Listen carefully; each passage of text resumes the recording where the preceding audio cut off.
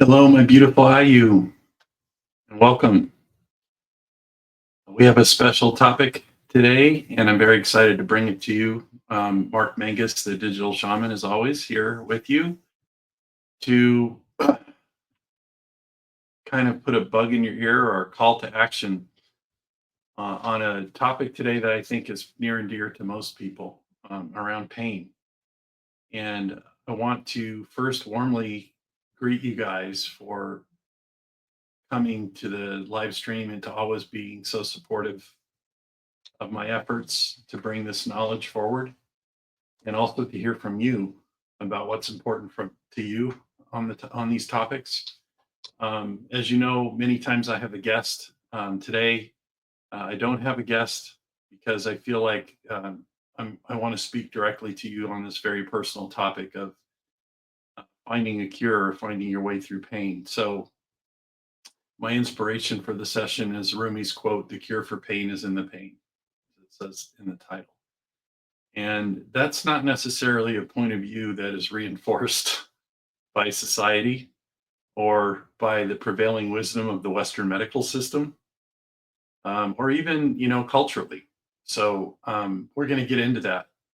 My intention for this session is to explore the gifts and messages that pain offers and how we can use it for transformation.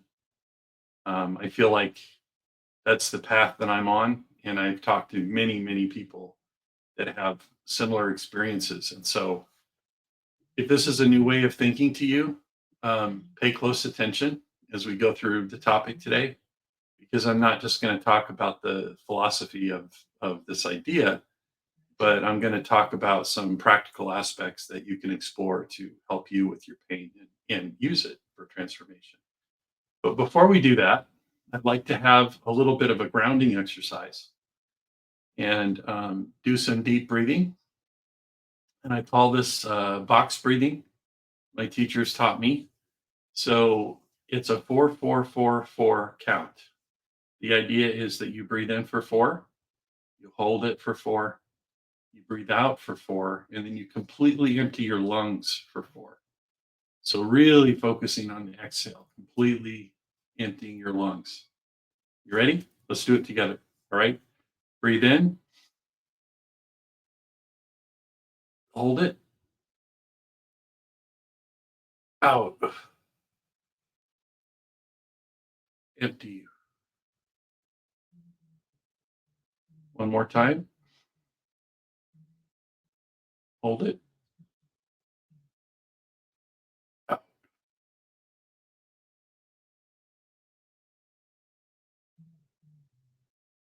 If you want to do that cycle a few more times, I encourage you to while you're watching. I find this incredibly useful for focusing your intention on whatever you're doing and also grounding yourself in your body. So, as you're doing this, I urge you to hold compassion for whatever pain that you're feeling in your body right now. And really try to understand that that pain is here to give you a message. It really is. So, let's start off by talking about pain as an archetype. What does that mean?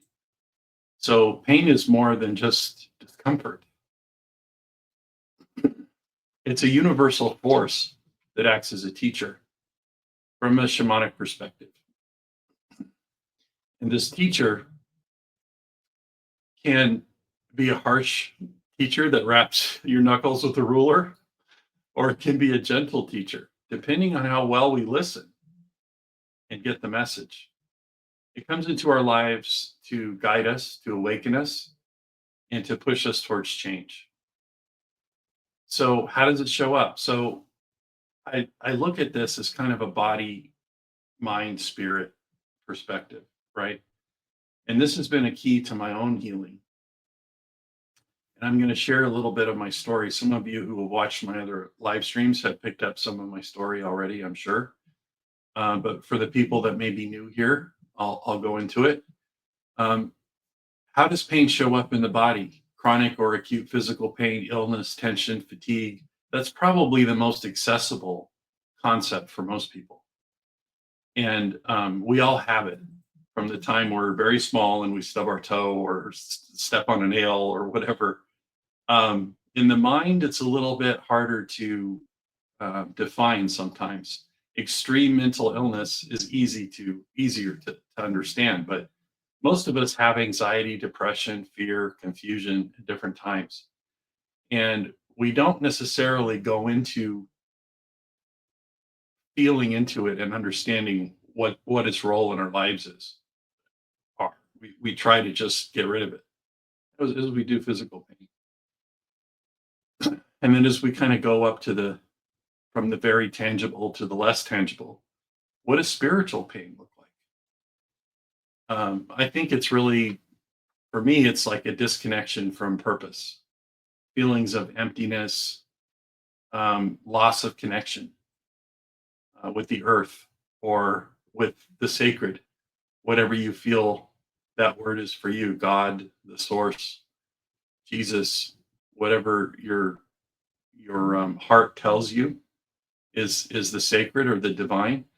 It's feeling disconnected from that or feeling maybe a lot of doubt about that or that you don't really have a calling or a purpose. You're just surviving, getting through the day.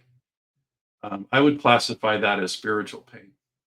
And it took me a long time to understand that that's just as important, if not more so, than some of the other more tangible kinds of pain that we experience. So my story was that I had the spiritual pain and the emotional pain most of my life in different forms. But in 2011, I had a car accident where I was hit from behind while I was at a stoplight, and the car behind me didn't even slow down. Hit me going about 50 miles an hour, crushed my car so that they had to extract me with the jaws of life. And I ended up with 12 discs in my back and neck that were herniated or otherwise injured. And it put me on a path for 12 years of dealing with pretty debilitating chronic pain where it kind of formed my plan for my life. Everything was based on what could I do or not do when I was experiencing this pain. If you're familiar with the pain scale that goes from 1 to 10, when I woke up in the morning, my pain was a 9 or a 10. And when I went to bed, it was a 9 or a 10. And the only option that Western medicine gave me was to take opioids, strong pain medication, to numb myself to the point where I wasn't myself. My personality was essentially gone.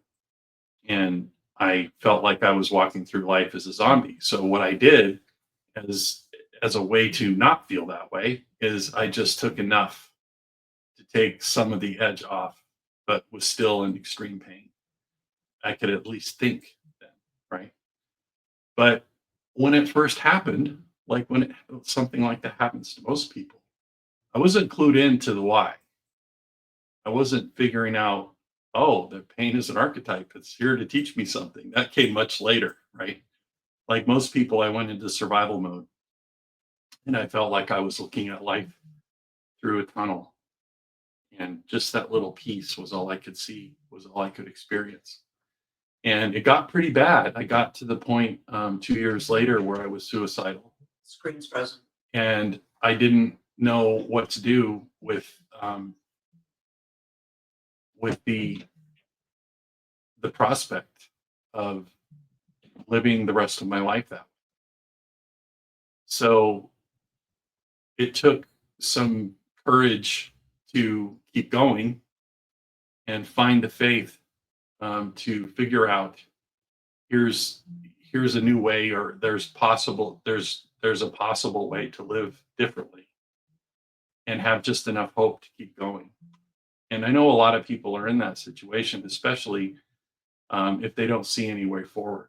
So in terms of how pain shows up in our lives, that's how it showed up for me. It showed up in a way that it gives no quarter. There's no way to not deal with it. And I think that's intentional. That's how spirit shows up when they're really trying to give you the message. So Why does it persist? Why can't we just experience it and move on?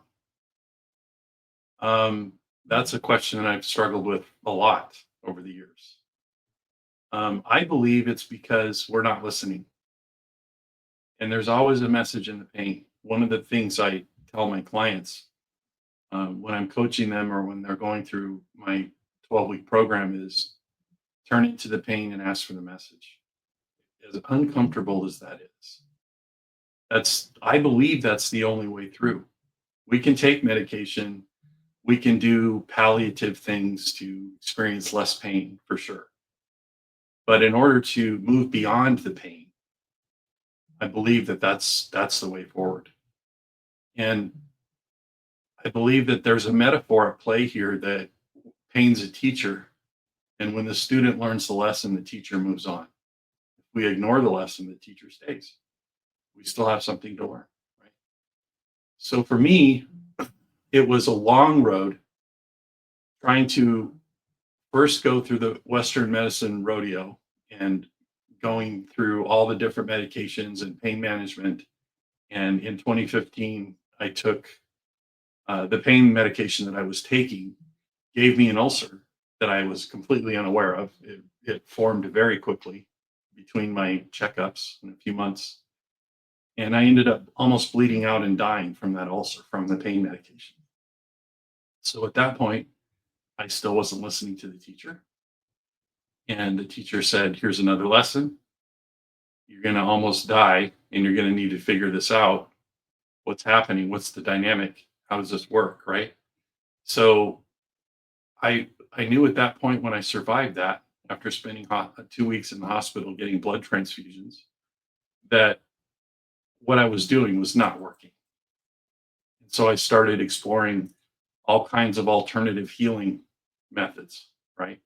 And some things worked pretty well. Acupuncture, neuromuscular massage, um, spinal decompression therapy, a fairly cutting edge thing in Western medicine. I did all these things, but I still wasn't getting to the root of why I was experiencing pain. And I was still experiencing it, right? I was extremely overweight. I was still, I could move my pain down on the pain scale by a few points, but, it was still pretty debilitating, right? So that's how I experienced pain lingering. And I'm sure anybody who's listening to this that has chronic pain can relate. And that's the norm for most people, right? So what if you looked at this a different way? What if you said, okay, I'm experiencing this, but I'm going to work on the message behind the pain because I know that that's the path to my transformation. That's the path. Unfortunately or fortunately, I believe that's the way the universe is set up. Is to give us challenges so that we can experience those challenges, learn from them, and transform all along the path and in service to becoming the person that we were always meant to be. Think about that for a minute. What's in your way of the person becoming the fully actualized person that you were always meant to be? What's in your way? It might not be as obvious as extreme pain, chronic pain. What about the pain of facing the shadows from your past? What about that pain? What about looking at the uncomfortable aspects of the ways that you show up in the world for yourself and for other people? What about, maybe trauma that you've experienced, PTSD, abuse, things like that? People go through some horrific challenges and lessons in their lives. And the most common way to deal with that, we think, is to put it on a shelf and not look at it and just move on. But what we don't realize is that pain, that existential pain, mental pain, spiritual pain, whatever you want to call it, embeds itself in our bodies. It becomes somatic, and it doesn't go anywhere unless we deal with it. It starts to leak out in different ways. It can express itself as I've heard the psychological term leaking sideways anger. We can be angry all the time or sad all the time, depression, or it could manifest itself as disease. So, looking at it as a challenge to be overcome or a transformation to be embraced is a little bit different than just experiencing the suffering. To me, it gave me a mission. I took up the challenge and I said, you know what? I'm going to put everything on the table that I need to put on the table to be examined in my life. No, there are no sacred cows, right? The sacred cows are the things that you don't want to touch. Yeah, I'll change everything in my life except this. Well, I'm here to tell you that that thing that you don't want to change is probably related to the core problem that you have. So that's my invitation to you today is to start examining those things that you don't want to examine. If you're experiencing this level of pain on some type, body, mind, spirit. And what I learned is that the pain carries a wisdom that you're out of alignment in some way. And that out of alignment feeling in the Andean cosmology, the tradition that I learned from the Four Winds Society on the path to becoming a shamanic practitioner, is called Aini, Ayni. Aini is about living in harmony and reciprocity with all things, yourself included. Being kind to yourself and understanding your own dynamic and how you need reciprocity. Many of us deal with this kind of existential pain by becoming caregivers or giving of ourselves to the point where, as the Bible said, your cup is empty. And that's not Aini. And that's what I was doing. I was treating my body like a consumable resource. And I was not in harmony. I was not in reciprocity. And I came to realize at some point, probably about 8 years ago, that that was the problem.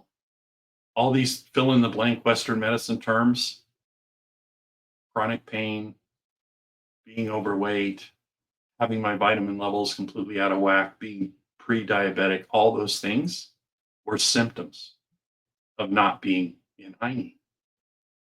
And so I offer that to you again to feel into that. What parts of your life are out of harmony? We can't just compartmentalize the solution. It's related to everything that we experience, our entire perception, our entire lives. So, one of the great tools that I learned is to look at life through the medicine wheel, the four quadrants of the medicine wheel. And many indigenous cultures and traditions have a similar concept of the medicine wheel, but I'm going to talk about the Andean one. The Caro people use this. This is their worldview. And they look at this as four levels of perception in the four quadrants of the medicine wheel. We start in the South. We're talking about pain. The South is represented by Sachamama, the great serpent, mother of the waters. And she teaches us about shedding our past like we shed our skin all at once. And she teaches us the beauty way because she's always connected to the earth, belly to belly. Think how a snake moves along the earth, right? It's beautiful. And we've kind of demonized serpents in the West, but they don't represent the same thing in other cultures. They're revered as wisdom keepers and teachers. So Sachamama is about our connection to the earth, and the pain that we experience is in our body. It's somatic, like I was saying. It's physical, right? It's what we're feeling right here and now. But as we move to the west in the direction of jaguar or Otorongo in the Quechua language, pain is in the mind. And they don't really distinguish a lot between the intellectual and the emotional like we do. It's just the mind. And it's really looking at facing your fears, doing your shadow work. Think about what the jaguar does. It's at the top of the food chain. It has no fear. And it walks through the deepest, darkest shadows in the jungle without fear. So that's what the medicine of the jaguar brings to us. Stepping into our courage and facing the shadows and understanding that they're not there to destroy us. We tend to catastrophize things in the West. This is the worst thing that's ever happened to me. Yeah, it is. So it's there for you. It's not happening to you. And the jaguar teaches us that. They walk right into the shadow. So that's the level of perception of the mind. Then we get into the north and we start to get into the mythic realm, the realm of the ancestors, the realm of spirit. And the north is represented by the hummingbird. And the hummingbird teaches us how to find joy and purpose beyond pain, how to drink the sweet nectar from life, how to have stillness even in flight. And it's also connected to our ancestors. Our ancestors, sometimes we can get some of our pain from them, right? And from a shamanic perspective, what we think and believe is that when we do our work, our shadow work to clear this energy, we're also doing the work of our ancestors, and they are doing our work. They will help us get through this. And I've experienced this myself with a connection through my grandfather, who's passed. He's on the other side, but I know he's helping me do this work because he had a lot of similar issues in his life that I did. He made it clear to me. So that's a crucial shift from the body and mind into this mythic realm where everything is possible. Think about what the hummingbird does. It doesn't talk about how its wings are too small to migrate the 600 miles it does every year. It doesn't talk about I'm not going to have enough food as I go on my journey. I'm not strong enough. I'm not pretty enough. I'm not fit enough. It just does it. So there's power in that concept, right? Is just doing it, not letting the pain or anything else stop you. Turning into it and looking at it as the message and the challenge that it is, the challenge in the way of our transformation. So then finally we get to the east, the direction of the condor and the eagle, which is about vision and transformation, seeing the bigger picture and rising above the challenges. This is where we can go high above and see our lives as an observer with perfect clarity. And we can see what's right in front of us with perfect clarity in the direction of the east. So what the eagle teaches us is really a lot about what I've been saying of pain being a messenger and getting the message, seeing everything as it truly is.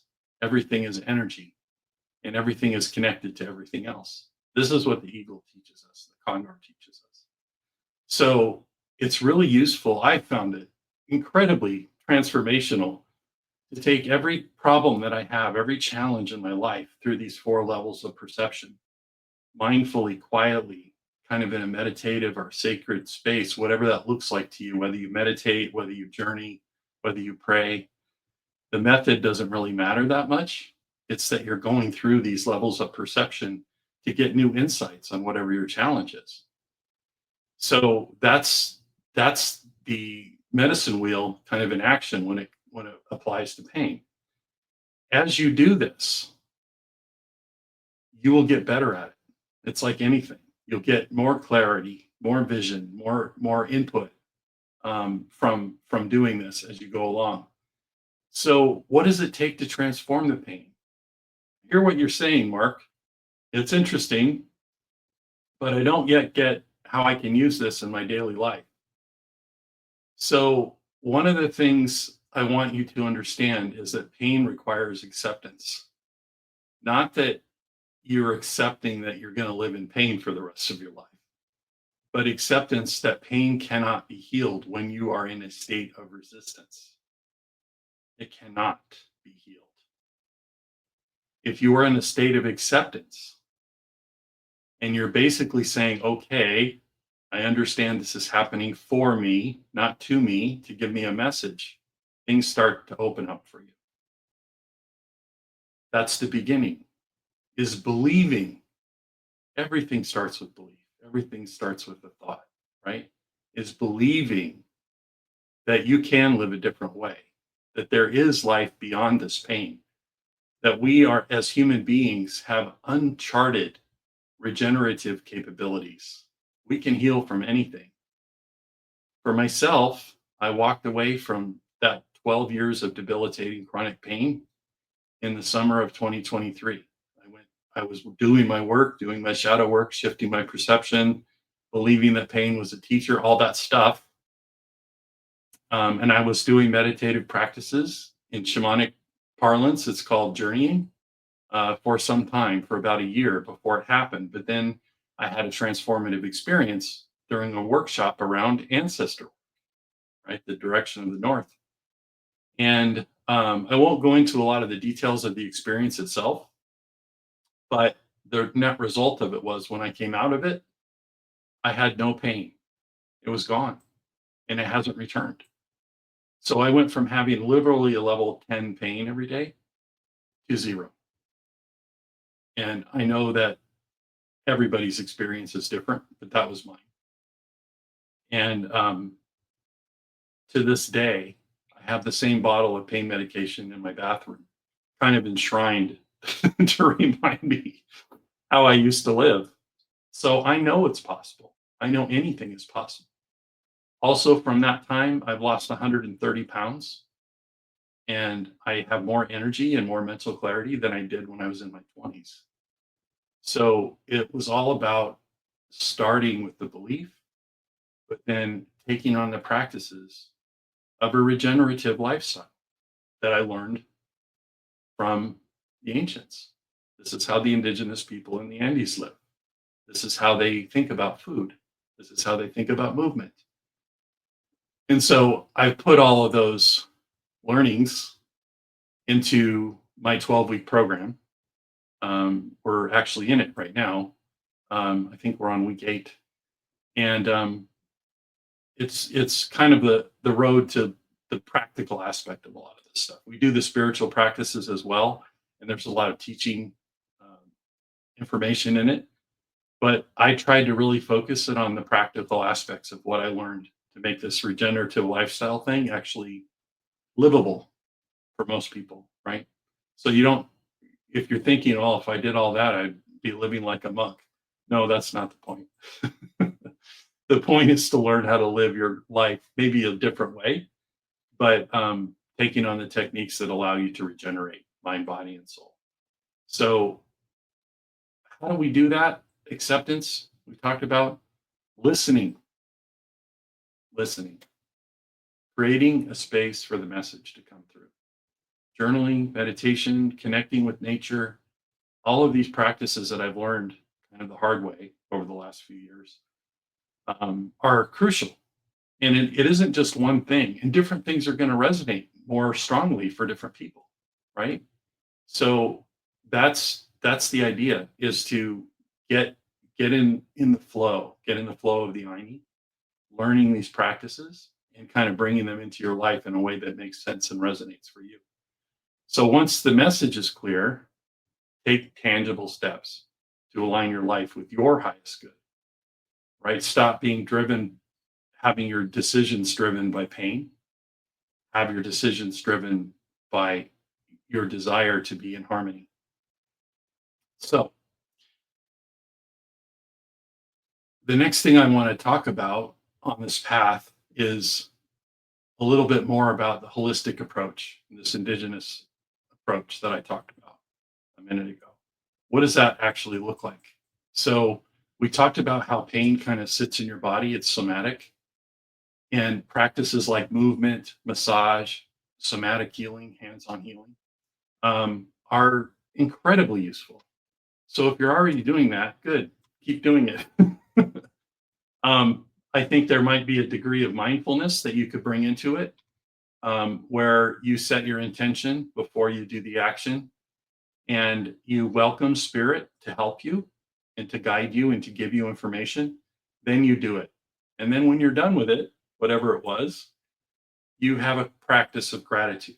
You thank spirit for the message. You thank the universe, God, for the experience that you just had. And you start to live your life in gratitude for what you do have and not focus so much on what you don't have or the pain you're experiencing. So that's kind of like the body and the mind working together, reframing your thoughts, working through some limiting beliefs and cultivating that resilience. That's part of being in a regenerative state. And limiting beliefs are killer, right? Because they're not so obvious all the time. It's not so easy to think. In particular, the limiting beliefs about things like bias and prejudice and hatred, those are kind of easy to quantify for most people. But you can also experience a limiting belief as something that you believe is positive. You can say, I have this vision for the future. I have a 5-year plan, a 10-year plan, and this is what I'm going to do, and that kind of thing. I know that one. I've done that one. But by doing that, you're limiting how God or the universe can work in your favor. You're actually limiting it instead of trusting and surrendering that God always has your back and God will always work in your highest good. It's us, it's we, me that gets in the way of that by taking on limiting beliefs is a big part of it. So letting go of a lot of your expectations and perceptions about yourself in the future and how you deal with other people and your relationships, those kinds of things, is part of that. It's a big part of it. And it's also, again, getting back to the indigenous beliefs, how the Karo live. They believe that everything starts in the energy body, our luminous energy field, they call it. In the four winds, we call it the LEF, the luminous energy field. Our body is an emanation of that field, and it's an expression of that field. That field is connected to who we really are, our true selves. So think about the power in that perception, because if the body is just an emanation of our energetic self, that means all the problems that we experience in our body and mind, start as energy. So if we go directly after the energy to transform that, our body will follow suit, right? So this gets us out of this symptomatic thinking. Oh, I have a problem, I need a solution. I'm going to go after that solution. Everything is related. And this is what helps us with that to get to the right action. So we talked about body, mind, spirit.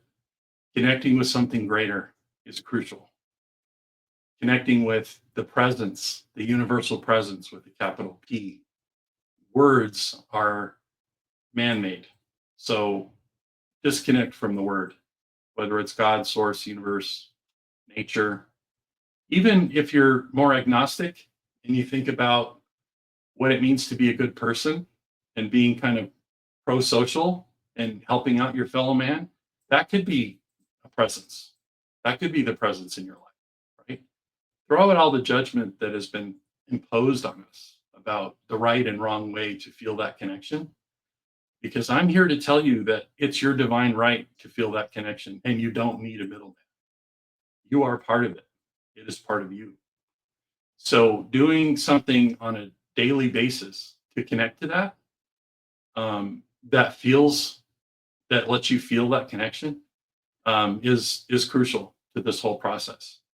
And then another aspect of this indigenous approach to healing and kind of getting into a regenerative state is your connection to the earth, or having an earth-based perspective. It's so easy in today's world to order stuff on Amazon or have stuff delivered, and we work at home, many of us, I do. And I mean, you could go through a whole day and not even go outside, not feel your bare feet on the earth, not feel the sun on your face, not feel the running water, the blood of the earth rushing over you, around you. And I can tell you that this is going to sound like a judgment, and I don't mean it that way, but that's not how we were meant to live as humans. Sure, we'll have days where we have to do that. I get that. But I'm talking about systemically, as a habit, how we go about living our lives. That's not how we were meant to do it. We were meant to be connected to the earth. The earth is our mother. And everything that we need physically, mentally, to be healthy, she gives us. Think about where all the pharmaceuticals come from. They come from natural sources. Think about how you can change your health by eating. Eating the right things at the right time in the right way, all comes directly from the earth, right? So how much are we doing, knowing that, to embrace that concept and live that way, like the indigenous people across the world do? It's a choice. We have to make those choices. The earth teaches us things about seasonality as well. Shedding leaves in autumn, resting in winter, blooming in spring, thriving in summer, those types of things. We all have those periods in our lives on a micro level and a macro level, right? So it's fine to embrace times where you need to be quiet and go within and be contemplative and hibernate even. But then there are times when it's time to thrive and be in the sun and be with people and enjoy life and have joy and all those things, right? So the model for us to thrive is all around us. This isn't like new knowledge. This is just a way to embrace the knowledge. And what I try to do in my work is on an individual basis and a group basis, teach people what I learned about, again, how to make this a practice that you can live with. You don't have to become a shamanic practitioner. You don't have to have that label. There are so many practical ways to eat and live healthier, and I've seen amazing results. Not only in myself, I talk about myself, but in many of the people that have taken on some of these simple practices and really embraced it as a lifestyle with the group support and the coaching and that kind of thing. It can be transformative. And once you put your body into a regenerative state like that, you can heal from almost anything. Anything that you were meant to heal from, you can heal from. And that's a key part too of exploring that. And I won't go too much in this direction now, but there is an aspect of this work of finding and embracing your destiny. I talked about becoming the person you were always meant to be. There's an aspect of this energy work that can connect you with that, and you can find that out. And then all of this stuff that I've been talking about is kind of in service of that. So that's something that's an interesting thing to explore too. So that brings us to practical tools and takeaways. What do I want you to know? What do I want you to leave this session with? So one of the things that is incredibly transformative is journaling in a sense of mindful journaling. And I don't care how you do it, whether you write it in a book or you type it on a computer or you record your voice every day. But with all of this in mind, all of this earth-based connection and connection to spirit, mind, body, spirit, all that stuff in mind, describe your experience. That's it. If you're not doing that now, start doing it. It's easy. Do it for 5 minutes. And then if you like it, build on it, right? Don't put blocks in your way for doing it. Why is this important? For many reasons, but a big one is you're honoring the life you've been given. You're honoring the energy, the space that you take up, the love that you give, the connections that you're able to make with other people, the connections that you're able to bring other people together to make connections. You're honoring all of that just by acknowledging your experiences and journaling around it. And it's fascinating too to go back a week or a month every once in a while and say, yeah, I remember when I was feeling that way. And then honor the transformation that you're going through. Hey, I don't feel that way anymore. I feel a different way. And I'm going to talk about that in my journal, right? I was very resistant to doing this for a really, really long time. Just like I was with meditation. I couldn't meditate to save my life for a long time. And I just started doing it for a few minutes, really being present, letting things go, no judgment, observing my thoughts, all the things, right? And then I was able to do it for a few more minutes and a few more minutes. And pretty soon I could do it as long as I wanted to do it. But it's about making those small incremental changes that add up to a lifestyle. Big swings, big changes, cold turkey thinking doesn't work for almost anybody because you're not dealing with the underlying issues that caused you to have that behavior in the first place. The shadow work, as Carl Jung said. So journaling is a step to mindfulness, and it's a step in that direction.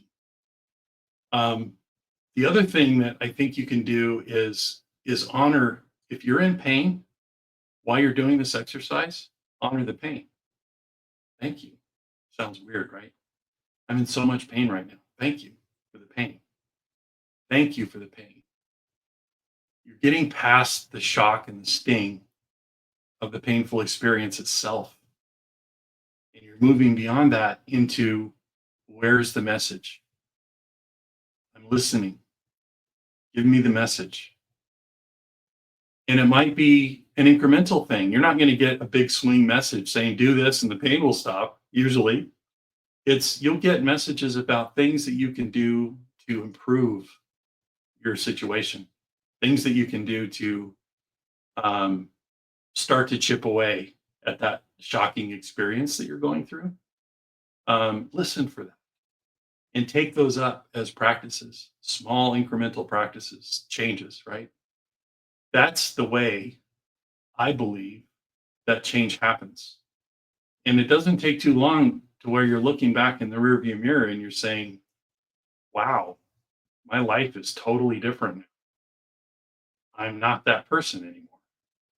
I'm really appreciative for the person that I was and all the lessons that I learned.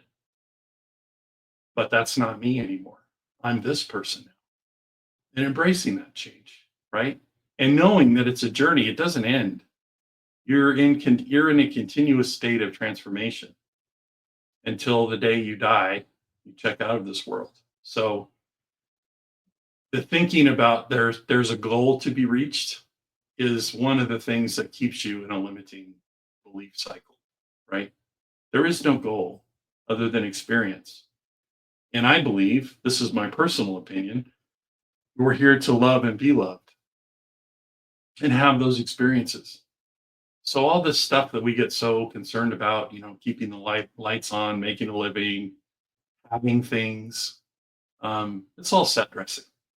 It's not really why we're here. Why we're here is to have these experiences and use the experiences and the knowledge we gain for our own transformation. So what does that mean, right? So that by the time we are ready to leave this world, we leave in a completely awakened state. When we're on our deathbed, surrounded by our loved ones, and we're ready to go, we have nothing but love in our heart, no regrets, and appreciation and gratitude for all the painful lessons and all the blessings that we had in our lives. Wouldn't that be amazing to have no fear at that time and just have it be in bliss because we did everything that we were meant to do and we became the person that we were meant to be? That sounds pretty good to me. I don't know about you. So, daily practices, journaling, appreciation, gratitude, take all those things in. And it's not all love and light, puppies and butterflies. You're going to have days where, you're journaling about things that are really hard. But by acknowledging that experience, like I said, it takes some of the sting off of it. And you can see it for what it is. You have, as Eckhart Tolle talks about, engaging the witness. This is the dispassionate part of you that can observe your life and just without judgment and just see things happening, so that you've got this kind of dual focus, the part of you that's experiencing it and it's in it and it's, oh God, this is really painful. But then you've got the witness engaged, looking at all that, saying, yeah, I see that I'm struggling with that, but what's the message? What is the broader picture, or what's the pattern? That's a big one too. What's the pattern that I'm in that I keep repeating because I'm not getting the message, right? So I want to give you a call to action as we end here. I want to give you a call to action to make one small incremental change that you're not doing today. Whether it's journaling, whether it's putting your feet on the earth and letting the sun shine on your face every day, whether it's saying a prayer of gratitude, whatever that looks like to you. I think you'll know what it is. You might already know what it is as you're listening to this. I'm not going to tell you what it is because what I tell you doesn't matter. What you come up with on your own, listening to your inner guidance, is what matters. So take one step forward to transforming your pain today by doing something like that. and be open, believe, start believing or shifting your belief that it is possible to live pain free. It absolutely is possible. I can tell you, I believe it in my bones that it's possible to live without pain, without that kind of chronic, institutionalized pain that you just experience all the time. It is possible to live without that. Transitory pain is something else, right? We work out too hard or we walk too far and get a blister. That's not what I'm talking about. We get the message with that pretty quickly and clearly, right? I'm talking about the pain that just never goes away. Mental, physical, spiritual. It's there for us and it's going to continue until we get the message. So let's start making some small incremental changes to allow us to get that message. And part of that is being mindful and listening, right? So that's what I'm inviting you to do. It could be through self reflection, it could be through movement, it could be through reaching out for support. You're watching this live stream today or the recorded version of it because you're in the group, you're in the shaman circle. We're here to support you. I'm here to support you. This is my calling and my mission in life. And it's why I created this 12-week program to kind of take you through all the practices that I learned on how to heal myself and how to embrace the body, mind, spirit perspective of these wisdom keepers, these indigenous wisdom keepers. So if that speaks to you, I'm going to put a link to the waiting list for the next program. And I'm also going to put a link to reaching out to me to have an initial conversation with me about what might be bothering you with no obligation. You can just talk to me and we'll figure out together if there's something that I can do to help you. And if I can't, I'll be honest with you, tell you. But I will say that I'm in a network of a lot of healers. And if there's somebody else in my network that can help you, I'll tell you that too. So that's my pact to you, is to always be honest and tell you, do I think this is right for you? And you can believe me when I tell you. Okay. So I want to thank you for showing up and reaching out in this way to watch this video. And I really want to encourage you, even after the session, to share your reflections and your questions in the comments. I'm using a new platform today. You may have noticed with the overlays and so forth. So I may not have seen all the comments. I'll get that sorted out quickly for next time.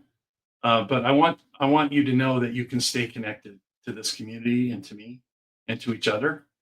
And we're here to act as mirrors for you as you reflect on the things that you want to transform in your life. That's where we're here. So with that, I leave you in love and light. And I look forward to your comments and questions and your connections, reaching out to me or to anyone else in the community. So I leave you with that, my brothers and sisters. Aho.